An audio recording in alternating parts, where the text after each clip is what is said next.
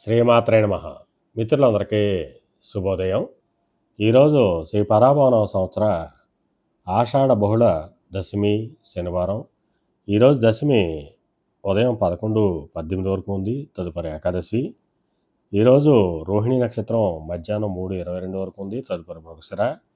ఈరోజు ఆగస్టు 8, 2026 తేదీ శనివారం. ఈరోజు దుర్ముహూర్తం ఉదయం 6:28 లాగైతూ 7:25 వరకు ఉంది. వజ్యం ఉదయం 7:54 లాగైతూ 9:24 వరకు వజ్యం ఇవ్వడం జరిగింది.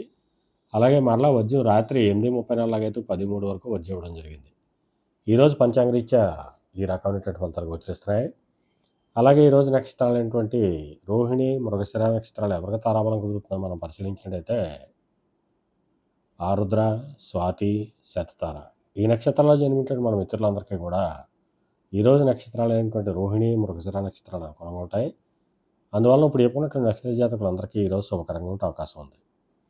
అలాగే రాశిఫలాలు మనం పరిశీలించినట్లయితే మేషరాశిలో జన్మించిన వాళ్ళకి ధనాదాయం వృద్ధి చెందుతుంది.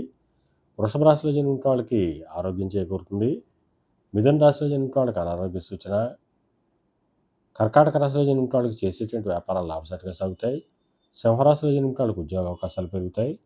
కన్యారాశిలో జన్మించిన వాళ్ళకి పితరాజితానికి సంబంధించిన శుభవార్తలు ఉంటారు. తులారాశిలో జన్మించిన వాళ్ళకి అనారోగ్య సూచన. వృశ్చిక రాశిలో జన్మించిన వాళ్ళకి కాలతరపరక ధనలాభం కలుగుతుంది. ధనురాశిలో జన్మించిన వాళ్ళకి శత్రుభయం కలుగుతుంది.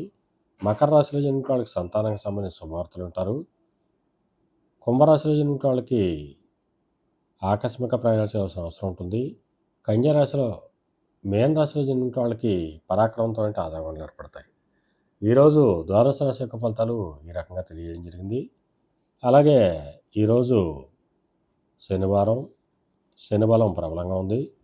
అందువల్ల ఈరోజు సమస్త ఆయిల్ వ్యాపార రంగంలో ఉన్న వాళ్ళకి కానీ, పాతని వ్యాపారం చేసిన వాళ్ళకి కానీ, బంగారు వర్తకులు కానీ, బంగారు ఆభరణాలు తయారు చేసిన వాళ్ళకి కానీ, శానిటరీ వర్తకులు కానీ, సిమెంట్ వర్తకులు కానీ ఈరోజు శుభకరంగా ఉండే అవకాశం ఉంది.